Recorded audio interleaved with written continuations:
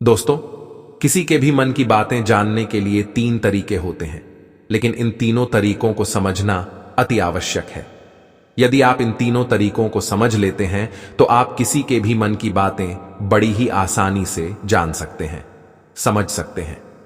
तो चलिए इसे एक कहानी के माध्यम से समझते हैं कि किस तरह से आप दूसरों की मन की बातें जान सकते हैं, समझ सकते हैं। कहानी शुरू करें उससे पहले अपनी इंद्रियों को सक्रिय कर लीजिए ताकि आप आसानी से समझ पाए। बहुत समय पहले की बात है। एक छोटा सा गांव था। उस गांव में दो भाई रहा करते थे। बड़ा भाई अंधा था, जिसके कारण वो हमेशा घर पर ही बैठा रहता था, और छोटा भाई खेती किया करता था। लेकिन खेतों में अधिक जानवर आने से पूरी फसलें नष्ट हो जाती थीं, जिस कारण छोटा भाई बहुत परेशान हो चुका था। तभी उसे एक तरकीब सूझी।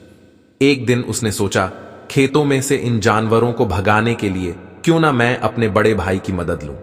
वैसे भी बड़े भैया अंधे हैं, अगर वह खेत में बैठे रहेंगे तो जानवरों की आहट आने पर वह उन्हें जोर से चिल्लाकर भगा सकते हैं, जिससे हमारी फसलें बच सकती हैं। इसलिए उन्हें मैं खेत में बिठा देता हूं। यह सब सोच विचार करने के बाद उसने अपने खेत में ही एक छोटी सी झोपड़ी तैयार की और अपने अंधे भाई को उस खेत में बैठा दिया और उनसे कहा, भैया, यदि कोई जानवर की आहट आपको सुनाई दे तो आप जोर जोर से चिल्लाना। यह सुनकर वह जानवर यहां से भाग जाएंगे और हमारी फसलें नष्ट होने से बच जाएंगी। बड़ा भाई अपने छोटे भाई की बात मान लेता है और वो उस दिन से खेत में ही रहना शुरू कर देता है। जब भी किसी जानवर की आहट उसे सुनाई देती तो वो तुरंत जोर जोर से चिल्लाना शुरू कर देता है, जिससे वह जानवर उसके खेतों से भाग जाते। ऐसा करते करते कई दिन बीत चुके थे। तभी एक दिन उसके खेत में एक हिरण भागता हुआ वह खेत के बांध को तोड़कर वहां से भाग गया। उसी हिरण का पीछा करते हुए एक राजा भी उस खेत में आ पहुंचा। तभी राजा की नजर उस अंधे भाई पर पड़ती है। राजा उस व्यक्ति से कहता है, देखो, मैं यहां पर एक जानवर का पीछा करते हुए आया हूं। क्या तुमने उस जानवर को यहां पर देखा है? इस पर वो व्यक्ति कहता है, हे राजन, मैं तो अंधा हूं, मैं भला किसी जानवर को कैसे देख सकता हूं। लेकिन मैं आपको इतना जरूर बता सकता हूं कि जो जानवर मेरे खेतों से होकर भागा है वह आपके लायक नहीं है। आप उसके पीछे अपना समय यूं ही व्यर्थ कर रहे हैं। राजा उस अंधे व्यक्ति की बात सुनकर बड़ा अचरज में पड़ गया। वो ये सोचने लगा कि आखिर यह तो अंधा है, फिर इसे कैसे पता कि जिस हिरण को मैं तलाश रहा हूं वह हिरण मेरे लायक है ही नहीं। यह अंधा व्यक्ति मुझे कैसे बता सकता है? तभी राजा उस अंधे व्यक्ति से कहता है, कहीं तुम मुझसे झूठ तो नहीं कह रहे हैं? एक तरफ तुम ये कहते हो कि तुम अंधे हो और दूसरी तरफ तुम ये भी कह रहे हो कि जो जानवर यहां से भागा है वो मेरे लायक नहीं है। इस पर वो अंधा व्यक्ति कहता है, हे राजन, जिसे आप एक हिरण समझ रहे हैं, असल में वह एक हिरण नहीं है बल्कि एक हिरनी है, और वह भी गर्भवती है। और जहां तक मुझे ज्ञान है, मैंने कभी किसी राजा को किसी गर्भवती हिरनी का शिकार करते हुए नहीं सुना है, और इसी कारण मैं आपसे यह कह रहा हूं कि वो आपके लायक नहीं है। आप उसके पीछे अपना समय व्यर्थ ना करें। यह सुनकर राजा और भी अचरज में पड़ गया। वो ये सोचने लगा कि आखिर ये अंधा आदमी ये कैसे जान सकता है कि वो हिरनी है और गर्भवती है। राजा कुछ देर सोच विचार करने के बाद अपने सेनापति से कहता है, सेनापति जी, मुझे वो जानवर जिंदा चाहिए, क्योंकि मुझे यह पता करना है क्या वो हिरनी है और क्या वह गर्भवती है, क्योंकि यह अंधा आदमी बहुत विश्वास के साथ कह रहा है और मुझे इस बात की पुष्टि करनी है। यदि वह हिरनी हुई और गर्भवती हुई तो वह हमारे शिकार के लायक नहीं है, क्योंकि हम तो एक हिरण का पीछा कर रहे थे। इसलिए जाओ और पता करो कि क्या वो हिरनी है। सेनापति राजा से आज्ञा लेकर आगे की ओर बढ़ चलता है, और कुछ देर बाद जब वह वापस लौट कर आता है तो वह राजा को कहता है, हे राजन, इस अंधे आदमी ने जो भी बातें कही हैं वो बिल्कुल सही है। वो एक हिरनी ही है और वह गर्भवती भी है। यह सुनकर राजा आश्चर्यचकित रह गया। उसे समझ नहीं आ रहा था कि आखिर अंधा आदमी कैसे पता कर सकता है कि वह जानवर एक हिरनी है, और तो और वह गर्भवती है। भला एक अंधा आदमी यह कैसे देख सकता है, यह कैसे जान सकता है? आखिर इसको यह कैसे पता चला? ऐसे कई सारे प्रश्न अब राजा के मन में उमड़ने लगे। अब राजा ने यह ठान लिया था कि मुझे इस बात की तह तक पहुंचना ही है कि आखिर ये अंधा आदमी कैसे जानता है कि वह जानवर एक हिरनी है। ये सोचकर राजा उस अंधे आदमी के पास जाता है और उस अंधे आदमी से कहता है, देखो, मैं ये तो नहीं जानता कि तुम सचमुच अंधे हो या नहीं, लेकिन मैं तुमसे एक बात जानने आया हूं। क्या तुम मेरे प्रश्न का सही सही जवाब दोगे? इस पर अंधा व्यक्ति कहता है, हे राजन, आप जो कुछ पूछना चाहते हैं मुझसे पूछ सकते हैं, मैं आपको बिल्कुल सच सच जवाब दूंगा। इस पर राजा कहता है, देखो, एक तो तुम कहते हो कि तुम अंधे हो और दूसरी तरफ तुमने यह बता दिया कि जिस जानवर का पीछा मैं कर रहा हूं वह एक हिरनी है, और तो और वह गर्भवती भी है। आखिर तुम्हें यह कैसे पता चला? तुम्हारे खेत में और भी तो जानवर आते होंगे, और भी तो जानवर यहां से गुजरते होंगे, फिर तुमने यह कैसे अंदाजा लगाया? तभी वह अंधा व्यक्ति राजा से कहता है, हे राजन, आप जिस हिरनी का पीछा कर रहे थे वही हिरनी जब मेरे खेत में आई, उसकी रफ्तार और उसके भागने की आहट से मुझे यह एहसास हो चुका था कि यह एक हिरनी है, और मेरे खेत की जो बांध है वह बहुत छोटी है, उसकी ऊंचाई ज्यादा नहीं है। यदि कोई हिरण होता तो उस बांध को बड़ी आसानी से लांघ जाता, लेकिन वह हिरनी इस बांध को तोड़कर भागी है, और यदि वह इस बांध को छलांग लगाकर पार करने का प्रयास करती तो इससे उसके बच्चे को खतरा होता, और इसी बात से मैंने ये पता लगा लिया कि वह गर्भवती है। इस कारण वह ज्यादा ऊंची छलांग लगाकर मेरे खेत की बांध को तोड़ते हुए भाग गए। इस पर राजा के मन में एक और प्रश्न उठा। राजा ने कहा, किंतु तुम्हें कैसे पता चला कि वह एक हिरनी ही है? और भी तो कोई जानवर यहां पर आ सकते हैं। इस पर वह अंधा व्यक्ति कहता है, हे राजन, मैं पूरा दिन सुबह शाम यहीं पर बैठा रहता हूं और मेरी सुनने की शक्ति बहुत तेज है। मैं ये बाप जाता हूं कि कौन सा जानवर मेरे खेत में आया है, और उसी के आधार पर मैं जोर जोर से चिल्लाता हूं ताकि वो मेरे खेत से भाग जाए और मेरे खेत की फसलों को नष्ट ना कर पाए। राजा उस अंधे आदमी का यह जवाब सुनकर पूरी तरह से संतुष्ट हो चुका था। वह मन ही मन यह सोच रहा था कि आदमी भले ही अंधा हो, लेकिन यह तो बड़ा ज्ञानी मालूम पड़ता है। इस आदमी से कुछ ना कुछ तो काम निकलवाना ही चाहिए। ये विचार लिए हुए राजा वहां से वापस अपने महल की ओर लौट जाता है। राजमहल पहुंचते ही राजा उस अंधे व्यक्ति से कहता है, आप तो बड़े ज्ञानी व्यक्ति हैं, आपको किसी भी बात का पता बड़ी आसानी से चल जाता है। आज मैंने आपको यहां पर इसलिए बुलाया है क्योंकि मैं आपसे यह जानना चाहता हूं कि मेरी पत्नी पतिव्रता है या नहीं। इस पर वो अंधा व्यक्ति कहता है, हे राजन, यह कैसा प्रश्न हुआ? इस पर राजा कहता है, मैंने आपसे बिल्कुल उचित प्रश्न किया है, मुझे इस प्रश्न का उत्तर दीजिए। इस पर वो अंधा व्यक्ति कहता है, हे राजन, ये सारी बातें जाने दीजिए, आपकी शादी को इतने साल बीत चुके हैं और अब आप ये बात क्यों जानना चाहते हैं? आपके मन में ऐसे प्रश्न क्यों उठ रहे हैं? इस पर राजा जिद करते हुए कहता है, देखिए, आपको मुझे इस प्रश्न का उत्तर तो देना ही होगा। यदि आप मुझे इस प्रश्न का उत्तर नहीं देंगे तो मैं आपको मृत्यु दंड दे दूंगा। राजा के मुख से यह बात सुनकर वह अंधा व्यक्ति कहता है, हे राजन, यदि आप इस प्रश्न का उत्तर चाहते हैं तो उसके लिए आपको मेरा एक काम करना होगा। राजा कहता है, बोलो, मुझे क्या काम करना होगा? इस पर व्यक्ति कहता है, इसके लिए आपकी पत्नी को मेरे साथ कमरे में अकेले छोड़ना होगा। उस अंधे व्यक्ति की यह बात सुनकर राजा पहले तो क्रोधित हो जाता है, लेकिन फिर कुछ सोच विचार करने के बाद वह उस व्यक्ति की बात मान लेता है और अपने सेनापति को आदेश देता है, सेनापति जी, इस व्यक्ति को और मेरी पत्नी को एक कमरे में कुछ देर के लिए अकेला छोड़ दें। सेनापति बिल्कुल वैसा ही करता है। अब राजा की पत्नी और अंधा आदमी एक कमरे में बंद हो चुके होते हैं। तभी वो अंधा आदमी राजा की पत्नी से कहता है, मुझे आपको छूना है। इस बात पर रानी अत्यधिक क्रोधित हो जाती है और उस अंधे आदमी को वो पकड़ पकड़ कर पीटने लगती है, कभी हाथों से तो कभी लातों से तो कभी पटक पटक कर। इस तरह से उन्होंने उस अंधे आदमी की खूब पिटाई की।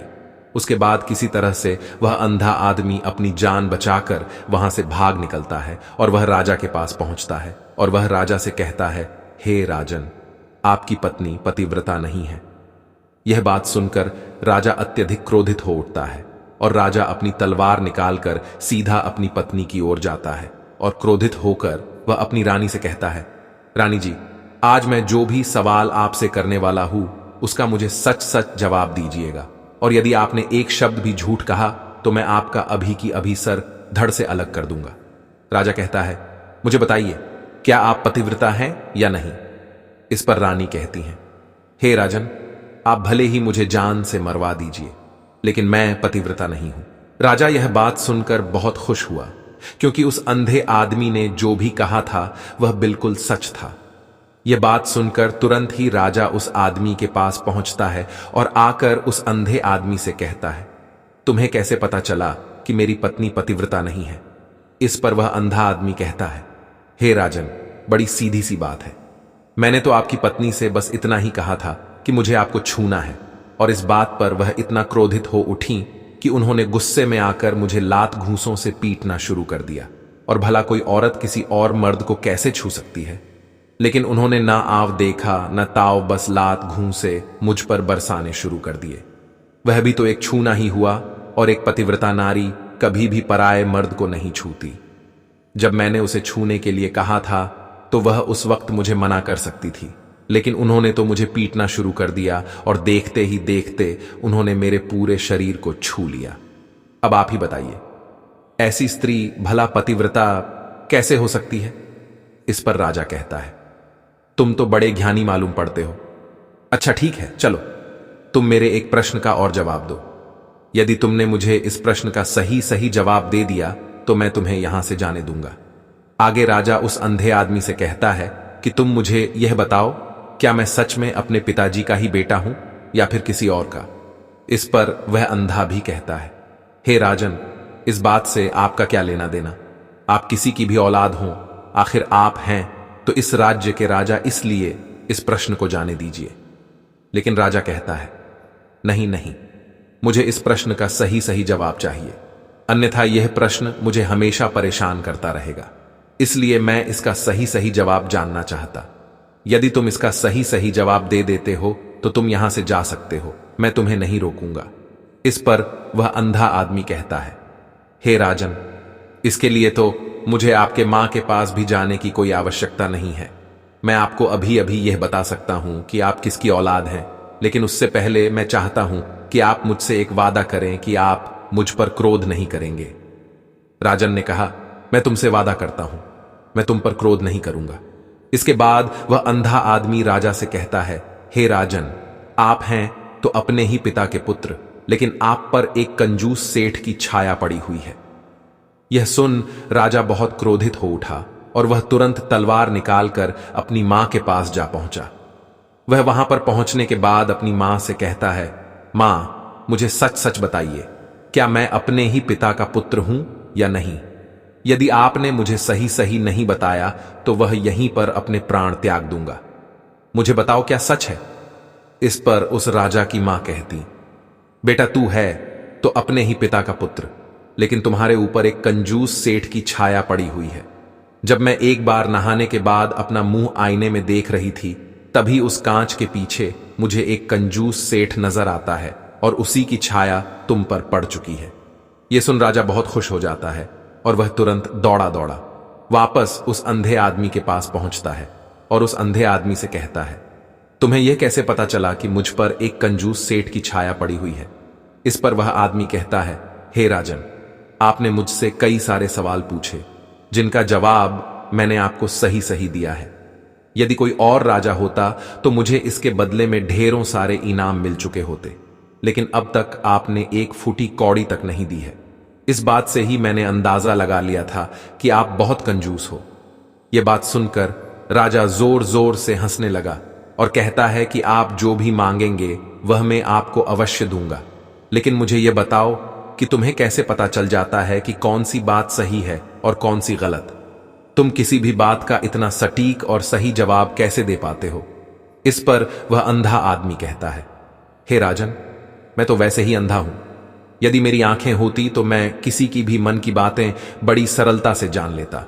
मन की एक भाषा होती है और यह भाषा मनुष्य के शरीर के व्यवहार के रूप में देखी जा सकती है।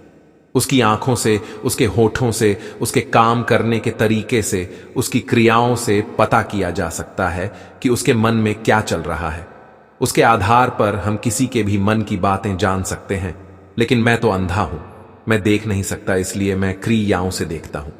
यदि मुझे कोई बात जाननी हो तो अगले आदमी को कुछ काम देना पड़ता है, जिस पर वह व्यक्ति किस प्रकार काम करता है, किस तरीके से इस काम को करता है, उसके आधार पर ही मैं यह पता कर पाता हूं कि उसके मन में क्या चल रहा है। तभी वह राजा कहता है, तो क्या इसका अर्थ यह हुआ कि मैं भी किसी के मन की बातें जान सकता हूं? इस पर वह अंधा आदमी कहता है, हे राजन, अवश्य आप भी किसी भी व्यक्ति के मन की बात जान सकते हैं, किंतु उससे पहले आपको अपने ऊपर काम करना होगा, और वह काम है अपने मन को शांत कर, अपने मन को वर्तमान में लाना, जिसके लिए मैं आज आपको 3 तरीके बताने वाला। और ये तीनों ही तरीके बड़े ही आसान और सरल हैं। किंतु हे राजन, उससे पहले आपको एक काम करना होगा, अपने मन को एकाग्र करना हो।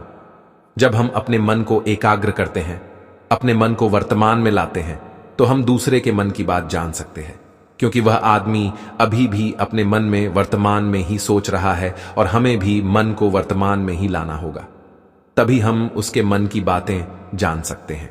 यदि हम अतीत में हुई घटनाओं के बारे में सोच रहे हैं, तो वह जो अगला आदमी वर्तमान में सोच रहा है, वर्तमान में अपने मन में बात कर रहा है, वह हम कैसे जान पाएंगे? क्योंकि हम तो अतीत की घटनाओं में डूबे हुए हैं।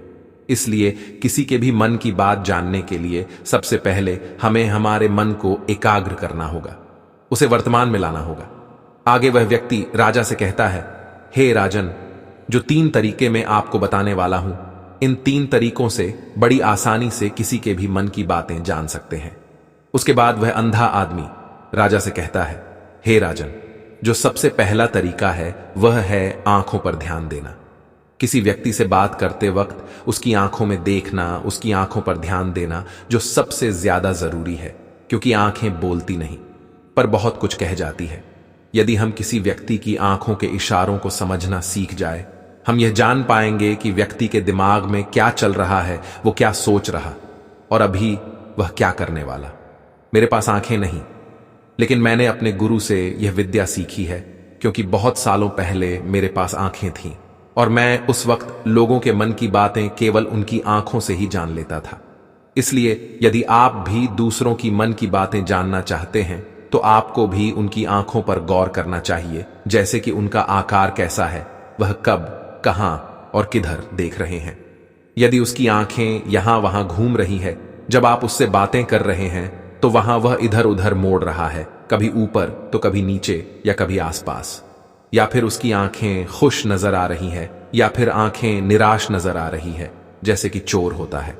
उसकी आंखों में जब हम देखते हैं तो हमें यह पता चलता है कि अगले आदमी ने कोई गलती की है। ठीक उसी प्रकार जब हम किसी चालक व्यक्ति की आंखों में देखते हैं, तो आपको पता चलेगा कि उसकी आंखों में एक भाषा होती है, एक बहुत ही सीधा और आसान तरीका होता है। यदि आपको यह पता लगाना है कि सामने वाला व्यक्ति आपसे झूठ कह रहा है या फिर सही, तो आपको उसकी आंखों पर ध्यान देना अति आवश्यक है। यदि आपसे बात करते वक्त वह व्यक्ति अपनी आंखें यहां वहां घुमा रहा है, ऊपर नीचे इधर उधर दाएं बाएं हर जगह देख रहा है, तो इसका अर्थ यह हुआ कि वह उस बात से निकलने का कोई रास्ता ढूंढ रहा है और कोई झूठ बना रहा है।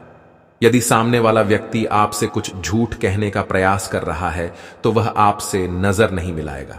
वह यहां वहां देखेगा, ऊपर नीचे देखेगा, लेकिन वह आपकी आंखों में आंखें डालकर कभी नहीं देख पाएगा, क्योंकि उसे डर है कि यदि उसने आपकी आंखों में आंखें डालकर देखी तो उसका झूठ पकड़ा जाएगा और लोगों को सच्चाई का पता चल जाएगा। और इसी प्रकार कुछ और भी भाषाएं होती हैं। जब आप किसी की आंखों में आंखें डालकर यह देखना शुरू कर देंगे कि उसके हाव भाव क्या है, ठीक उसी प्रकार चेहरे के हाव भाव होते हैं, जिससे हम मन की बातें बड़ी आसानी से समझ सकते हैं, और इन्हें भी समझना बहुत जरूरी है। कभी कभी कोई व्यक्ति अपने चेहरे से, जैसे आंख, होंठ और बहुत से कुछ अलग अलग व्यवहार करता है। यदि आप किसी व्यक्ति के चेहरे में गौर करेंगे तो आप आसानी से समझ पाएंगे कि वह व्यक्ति निराश है, जब व्यक्ति बहुत उदास है, या फिर वह बहुत खुश है, या फिर उससे कोई बहुत बड़ा दुख है। वह अपने अंदर क्या महसूस कर रहा है, ये सारी बातें हम उसके चेहरे के हाव भाव से पता कर सकते हैं। फिर चाहे इंसान जुबान से कुछ बोले या ना बोले, लेकिन आप उसके चेहरे से सब कुछ पता कर सकते हैं। आगे व्यक्ति राजा से तीसरा तरीका बताते हुए कहता है, हे राजन, इसी प्रकार तीसरी भाषा भी है, अर्थात तीसरा तरीका भी है, और वह है हाथों के इशारे और शरीर का व्यवहार। मन की बात समझने के लिए हमें हाथ के इशारे और शरीर के व्यवहार को समझना बहुत आवश्यक है। कोई व्यक्ति जब बात करता है तो आपने देखा होगा कि वो अपने हाथों को हिलाता रहता है, अपने हाथों से इशारा करता रहता है। बातों के साथ साथ अपना शरीर का जो व्यवहार है अर्थात बॉडी लैंग्वेज, उसका भी पूरा उपयोग करता है, जिससे हमें यह पता चल पाता है कि वह व्यक्ति हमारी बातों पर कितना ध्यान दे रहा है और उसके मन में क्या चल रहा है। शरीर के व्यवहार को देखने के लिए उसके हाथ मटकाने, शरीर मटकाने और चेहरे पर बार बार हाथ लाल, हाथों का एक दूसरे से मसलना, ऐसी बहुत सी क्रियाएं होती हैं। उस पर हमें ध्यान देना अति आवश्यक।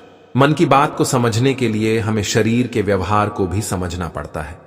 यदि हम इन तीन तरीकों को सही तरीके से ध्यान देकर इन तीन तरीकों को अच्छे से समझ लेते हैं तो हम बहुत जल्दी किसी भी व्यक्ति के मन की बातें बड़ी सरलता और सहजता से जान सकते हैं। इसलिए यदि आपको किसी के मन की बातें जानी है तो आपको उसकी आंखों पर, उसके चेहरे पर, उसके शरीर के हाव भाव को और उसके हाथों को ध्यानपूर्वक देखना और समझना होगा, जिससे आप यह समझ पाएंगे ये आखिरकार उसके मन में क्या चल रहा है और वह क्या सोच रहा है। लेकिन उनसे पहले आपको अपने मन को एकाग्र करना होगा, शांत करना होगा और अपने मन को वर्तमान में लाना होगा। तभी आप उस व्यक्ति की इन सभी क्रियाओं पर ध्यान दे पाएंगे, उन्हें समझ पाएंगे। अन्यथा आप यदि अतीत की घटनाओं में व्यस्त हैं, भविष्य की योजनाओं में व्यस्त हैं, तो आप उस व्यक्ति के हाव भाव पर कभी ध्यान ही नहीं पाएंगे और ना ही आप कभी यह समझ पाएंगे कि आखिर उस व्यक्ति के मन में क्या चल रहा है, वह क्या सोच रहा है। आपने देखा होगा कि ऐसे कई बड़े संत महात्मा हैं जो बड़ी ही शांति से आपको देखते हैं और आपको देखकर ही यह बता देते हैं कि आपके मन में क्या चल रहा है, आप उनसे क्या जानने आए हैं। और इसका सबसे बड़ा प्रमुख कारण यही है कि वह आपको पढ़ सकते हैं, आपको समझ सकते हैं, आपकी मन की बातें जान सकते हैं, क्योंकि उनका मन एकाग्र है, शांत है।